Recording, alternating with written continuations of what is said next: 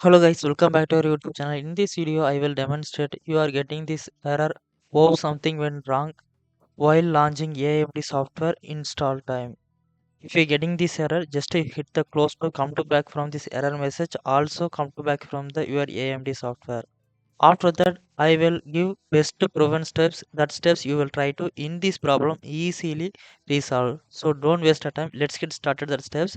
Then first step we can go to remove clear cache and unwanted files remove from AMD folder. So we need press the Windows button plus X button, then click on the run, then run box type percentage local app data percentage, then hit the OK to open the file X folder. Here you will see there there will be AMD folder. Just double tap to open. Here you can go to remove the DX caches and VK caches. So you can double tap to open DX caches, selected all, then right click. Delete all files. If you have done, then you come to back, then you go to back, then you can go to open the VK cache folder. So here that files select and right click, delete all files. Then you come to back from these files.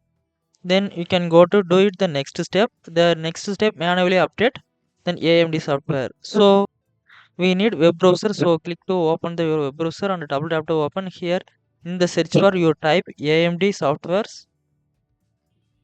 Then here you can click on it, open our official website. Here you can see Windows 10 level drivers auto detected and install driver updates for AMD Radeon series. Just you click on the download Windows server drivers. It is only one software, all auto detected which version of match to automatically install that related versions. So if you have downloaded, then double tap to open to run, then your problem easily fixed this issues and resolved. So if you have any doubt, let me know. I will help you. And don't forget subscribe. Thanks for watching.